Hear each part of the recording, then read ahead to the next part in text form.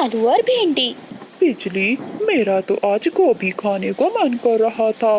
पहले ही चिड़िया मुझे ढेर सारी बातें सुना कर गई है, वो तो आज भी मैंने उससे धोखे से ली है सब्जी। उस चिड़िया का भी कुछ ना कुछ तो करना ही होगा। सब डरते हैं मुझसे, लेकिन ये छोटी चिड़िया हमेशा मेरा मुकाबला करती है।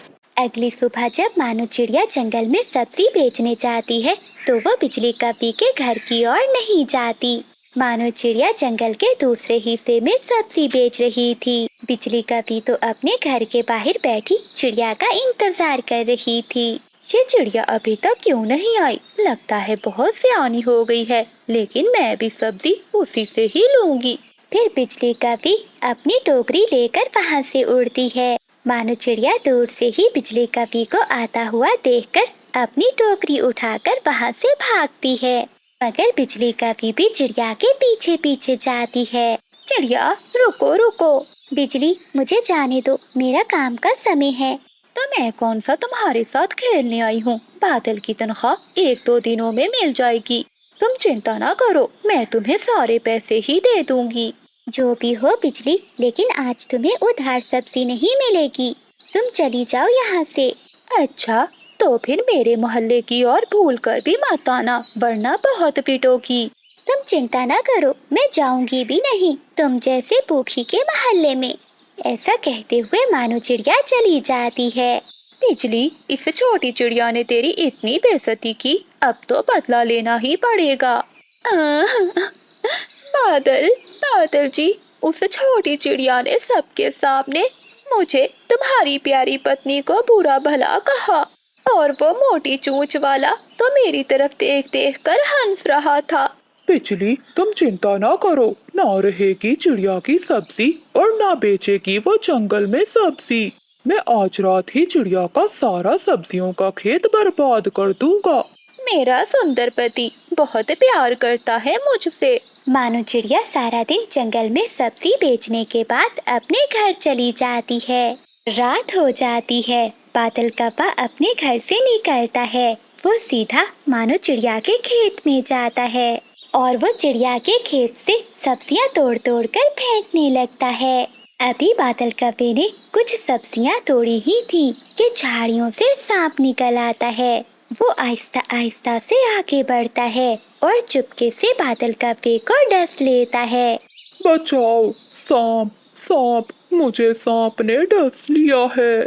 मगर वहाँ तो कोई भी नहीं था जो बादल कप्पे को बचाता। कप्पा गिरता है और वहीं मर जाता है। अगली सुबह हो जाती है। बादल अभी लौट कर नहीं आया, मुझे जाकर देखना होगा। मानो चिड़िया, बंटी कबूतर और तोता सभी कप्पे के पास जमा थे। बेचारे को सांप ने डस लिया और ये मर गया। देखो तो सही, मरा भी चोरी करते हुए। मौत तो अच्छी आ जाती इस कप्पे को। दोस्तों, जो जैसा करता है उसे वैसा ही फल मिलता है। तभी बिजली कपी भी वहाँ आ जाती है और अपने मरे हुए पति को देखकर रोने लगती है। बादल, बादल जी, मुझे छोड़कर ना जाना, मैं तुम्हारे बिना कैसे जीऊंगी। बिजली, ये कुछ सब्जियाँ मरने से पहले बादल ने तोड़ी थी, तुम ये अपने साथ ले जाओ, शायद इन्हें खाने से तुम्हारा पेट भर जाए। ये सुनकर बिजली कपी बहुत शर्मिंदा होती है, लेकिन बादल कप्पा अब कौन सा लौट कर आने वाला था। मानो चिड़िया और बिजली कपी इंसानों की बस्ती की ओर जाती हैं। वो दोनों एक पेड़ पर बैठ जाती हैं। उन दोनों के सामने एक हलवाई की दुकान थी। हलवाई अपनी दुकान पर गरम गरम गुलाब जामुन बना रहा था। लगता है इन पक्षियों का भी गुलाब जामुन खाने का मन कर रहा है। मैं इन्हें एक गुलाब जामुन दे देता हूँ। चाचा हलवाई एक गुलाब जामुन उठाकर थोड़ी दूर रख देता है। पक्षी पक्षी, ये खा लो, ये तुम्हारे लिए है। बिजली बहन, वो देखो, इंसान ने हमारे लिए गुलाब जामुन रखा है। चलो जल्दी से जाकर खाते हैं। फिर मानो चिड़िया और बिजली कपी वहाँ जाती हैं। चिड़िया अपनी चोंच गुलाब जामुन को लगाती है। रुको रुको बिजली, ये गुलाब जामुन तो बहुत गर्म है, हमारी चोंच जल जाएगी। लेकिन लालची कपी कहाँ रुकने वाली थी, वो तो गरम गरम गुलाब जामुन ही खाने लगती है। मानो चिड़िया बिजली कवि को देखती ही रह जाती है और बिजली कवि सारे का सारा गरम गरम गुलाब जामुन खा लेती है। बिजली, तुम बहुत बुरी हो। मैं आज के बाद तुम्हारे साथ भोजन लेने कभी नहीं आऊंगी। तुमने पूरा गुलाब जामुन खा लिया और मुझे दिया भी नहीं।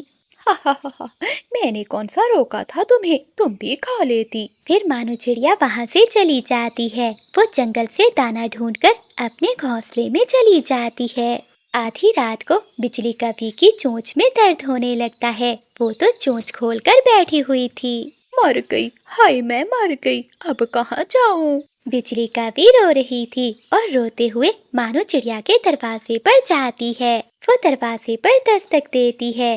कौन है बाहर? मैं हूँ बिजली कवि, दरवाजा खोलो चिड़िया। फिर मानो चिड़िया दरवाजा खोलती है। चिड़िया बहन, देखो देखो, मेरी चोंच में सूजन हो गई है, मैं दर्द से मर रही हूँ। बिजली, अगर गरम गरम गुलाब जामुन खाओगी ऐसा तो होगा ही। चिड़िया चिड़िया मेरी बहन, प्लीज मेरी मदद करो। अच्छा अच्छा, चलो अब मेरे साथ नदी पर चलो। फिर मानो चिड़िया बिजली कवि को अपने साथ नदी पर ले जाती है। बिजली, अब अपनी चोंच को थोड़ी देर नदी के ठंडे पानी में डालो। फिर बिजली कवि ऐसा ही करती है। अब जाकर थोड़ा सुकून मिला, अब मैं कभी भी कोई गरम चीज नहीं खाऊंगी। मुझे पता चल गया कि गरम चीज खाने से चोंच में बहुत दर्द होता है।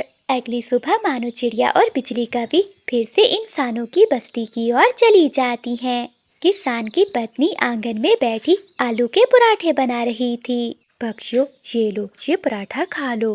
किसान की पत्नी आधा पराठा चिड़िया और बिजली कवि को देती है। मानो चिड़िया अभी देख ही रही थी कि बिजली कवि जल्दी से वो गरम गरम आलू वाला पराठा खा लेती है। माँ जी, वो पराठा तो इस कवि ने खा लिया, मुझे भूख लगी हुई है। किसान की पत्नी आधा और पराठा उन दोनों के सामने रख देती है।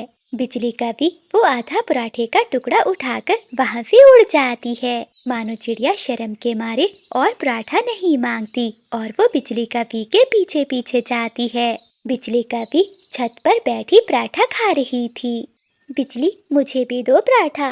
देती हूँ। ऐसा कहते हुए बिजली कवि वो गरम गरम पराठा पूरा खा लेती है।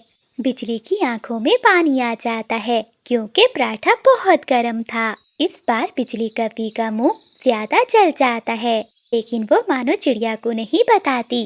वो तुरंत जंगल जाती है और नदी पर जाकर अपनी चोंच नदी में रखती है। लेकिन इस बार तो ठंडे पानी से भी बात नहीं बनती क्योंकि कवि की चोंच में तो अब छाले बन गए थे।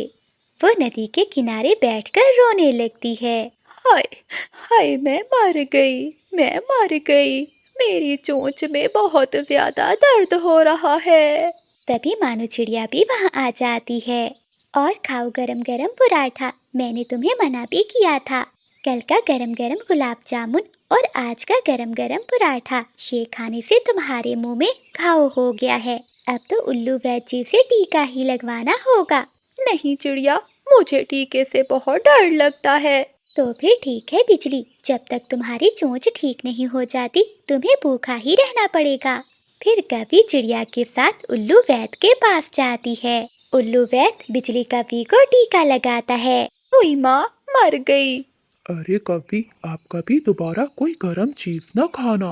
वापिस आते हुए वो दोनों फिर से इंसानों की बस्ती की ओर जाती हैं और हलवाई चाचा उन्हें जलेबी देता है।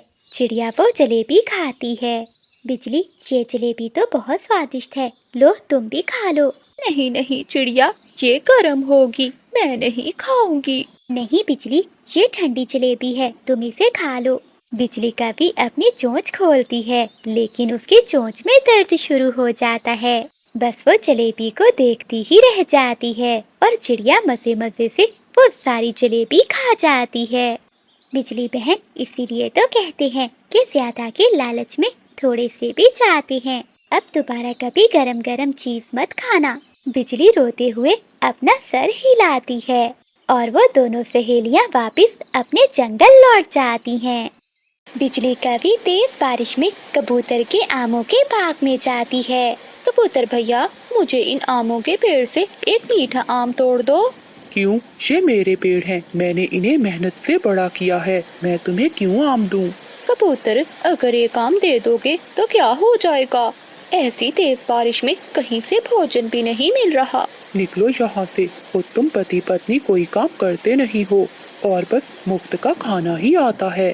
इसीलिए तो मैं तुम्हें गंदी आंखों वाला कबूतर कहती हूँ, क्योंकि तुम्हें किसी पर दया नहीं आती। बिजली कभी कबूतर को बातें सुनाकर वहाँ से चली जाती है।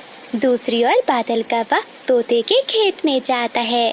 कबूतर यार, मुझे अपने खेत से एक मकई का भुट्टा तोड़ दो, मैं कल से बहुत भूखा हूँ। तो तुम्हें किसने कहा है कि सारा दिन आवारा घूमो? मैंने कितनी बार तुम्हें कहा है कि अपने खेत में फसल उगाओ, लेकिन तुम पति पत्नी ने तो कसम खा रखी है काम ना करने की। बस बस, अगर भुट्टा नहीं देना तो ना दो, मेरी बेइज्जती करने का कोई हक नहीं। आहा जाओ, नहीं देना मुझे कोई भुट्टा। मेरी पत्नी तुम्हें ठीक ही कहती है, मोटी चोंच वाला तोता। फिर बादल कौवा भी तोते से लड़ झगड़ कर अपने घर चला जाता है। बादल जी, आज मैं कबूतर से मीठा आम लेने गई तो उसने मुझे बहुत सारी बातें सुनाई और एक भी आम नहीं दिया। मुझे भी उस तोते ने अपने खेत से मकई का भुट्टा नहीं दिया। बादल जी, कितना अच्छा हो जाए कि अगर ये सारा जंगल पक्षियों से खाली हो जाए, वो गंदी आंखों वाला और मोटी चोंच वाला यहाँ से चले जाएं। इस तरह जंगल पर हमारा कब्जा होगा। बिजली, बात तो तुम्हारी ठीक है, हमें रोज रोज दाना लेने भी नहीं जाना पड़ेगा, लेकिन हम सब ये करेंगे कैसे? हाँ बिजली, तुम अपनी माँ के पास जाओ, उनके पास तो शैतानी विचार होते हैं, वो तुम्हें जरूर कोई उपाय बताएगी। जब बारिश रुकती है तो बिजली कभी दूसरे जंगल अपनी माँ के पास जाती है और वो अपनी माँ को सारी बात बताती है। बिजली, अगर तुम जंगल खाली करवाना चाहती हो तो उन पक्षियों को बताओ कि आज रात जंगल में तूफानी बारिश आने वाली है। इतना बड़ा तूफान आने वाला है कि जंगल के सभी घर टूट जाएंगे। तुम देखना, वो सब डरकर वहाँ से भाग जाएंगे। लेकिन बिजली बेटी, मेरा हिस्सा देना ना भूलना। हाँ हाँ माँ, मैं तुम्हें ही पहले मीठे आम देकर जाऊंगी। फिर बिजली कभी वापिस अपने जंगल लौट आती है। बादल जी, हम ऐसा करते हैं, सबसे पहले जाकर उस मानो चिड़िया को डराते हैं और फिर मानो चिड़िया सभी पक्षियों को जाकर बता देगी। उसकी बात तो सभी पक्षी मानते हैं। फिर बिजली और बादल मानो चिड़िया के घर जाते हैं और दरवाजे पर दस्तक देते हैं। मानो चिड़िया घर से बाहर आती है। अरे क्या हुआ बिजली और बादल, आप यहाँ? मानो बहन, क्या तुम्हें नहीं पता कि आज रात जंगल में क्या होने वाला है?